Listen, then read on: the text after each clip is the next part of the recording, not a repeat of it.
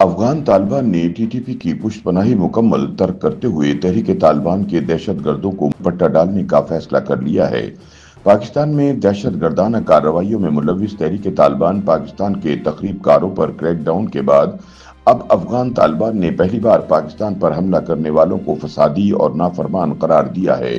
خیال رہے کہ پاکستان اور افغانستان کے مابین کچھ معاملات پر اختلافات کے بعد پہلے کابل اور پھر چین میں ہونے والے مذاکرات میں پیش رفت کے بعد افغانستان میں طالبان حکومت نے پاکستانیوں کو نشانہ بنانے والے افغان دہشت گردوں کے خلاف کریک ڈاؤن کا آغاز کر رکھا ہے، جس کے تحت نہ صرف ٹی ٹی پی پر پاکستان میں تخریبی کارروائیاں روکنے کے لیے دباؤ ڈالا جا رہا ہے، بلکہ اب تو کھلے الفاظ میں انہیں خبردار کر دیا گیا ہے کہ ایسی کارروائیوں کا افغان طالبان اور اسلام سے کوئی تعلق نہیں۔ مبصرین اس اہم پیش رفت کو اسلام آباد اور کابل کے درمیان تعلقات میں بہتری اور مضبوطی کا نقطہ آغاز قرار دے رہے ہیں۔ تجزیہ کاروں کے مطابق اس اہم پیش رفت سے پاکستان افغان تعلقات میں مزید بہتری آئے گی۔ واضح رہے کہ افغان طالبان نے ٹی ٹی پی کو متنبع کیا کہ امیر کے حکم کے خلاف پاکستان میں لڑنا قطعاً ناجائز ہے۔ طالبان امیر کے حکم کے بغیر بیرون ملک جہاد کرنے والے حقیقی مجاہد نہیں۔ جہاد کی اجازت دینا کسی فرد یا گروہ نہیں، صرف ریاستی امیر کا اختیار ہے۔ ریاستی قیادت کے منع کرنے کے باوجود پاکستان جانا دینی نافرمانی ہے۔ کابل پولیس ہیڈ کوارٹرز میں پاسنگ آؤٹ پریڈ سے خطاب کرتے ہوئے افغان طالبان کے کمانڈر سعید اللہ سعید نے پاکستان میں دہشت گردی میں ملوث تحریک طالبان پاکستان کے تخریب کاروں کو خبردار کرتے ہوئے مزید کہا کہ امیر کے حکم کے خلاف کسی بھی ملک میں لڑنا جائز نہیں۔ مختلف گروہوں میں شامل ہو کر بیرون ملک جہاد کرنے والے حقیقی مجاہد نہیں ہو سکتے۔ ان کا مزید کہنا تھا کہ ایک جگہ سے دوسری جگہ حملہ کرنے والے افراد کو مجاہد کہنا غلط ہے۔ جہاد کا اعلان یا اجازت دینا کسی گروہ یا فرد کا نہیں، صرف ریاستی امیر کا اختیار ہوتا ہے۔ اگر ریاستی قیادت کسی ملک میں نہ جانے کا حکم دے چکی ہے تو اس کے باوجود جانا دینی نافرمانی ہے۔ کمانڈر سعید اللہ سعید نے کہا کہ اپنی انا یا گروہ کی وابستگی کی بنیاد پر کیا گیا جہاد شریعت کے مطابق فساد تصور کیا جائے گا۔ جہاد کے نام پر حملہ کرنے والے گروہ شریعت اور افغان امارت دونوں کے نافرمان ہیں۔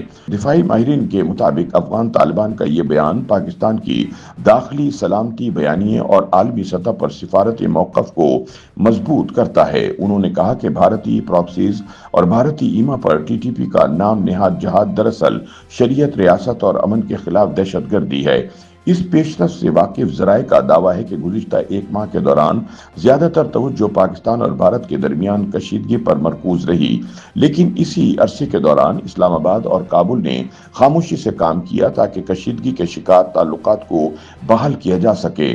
پہلی بار پاکستان نے کابل کے نقطہ نظر میں تبدیلی اس وقت محسوس کی جب مارچ کے تیسرے ہفتے میں خصوصی ایلچی برائے افغانستان محمد صادق خان کی قیادت میں پاکستانی وفد نے کابل کا دورہ کیا اور اس وفد کو کابل نے سرحد پار دہشت گردانہ حملوں کو روکنے کے لیے اٹھائے گئے اقدامات کے بارے میں آگاہ کیا۔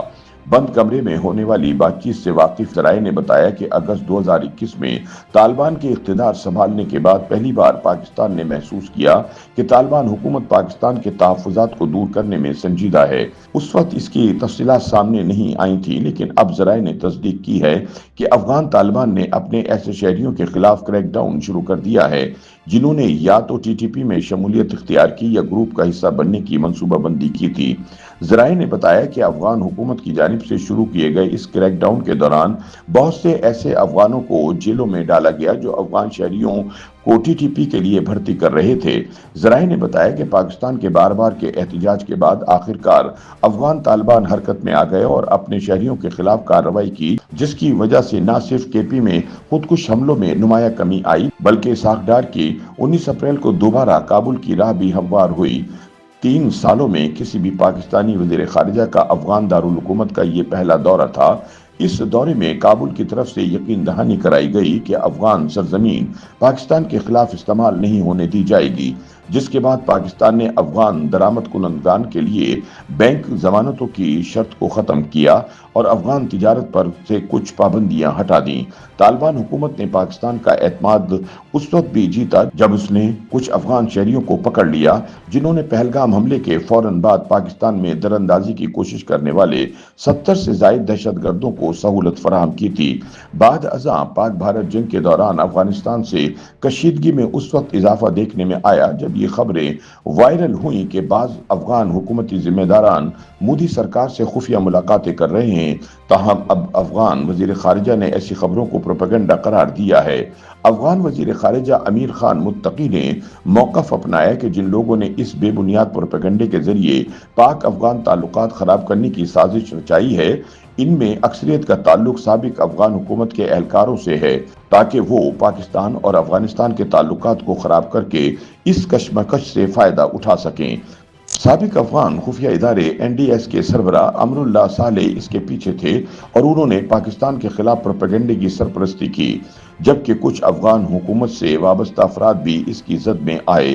ताहम अफगान हुकूमत पाकिस्तान और पाकिस्तानियों के साथ है।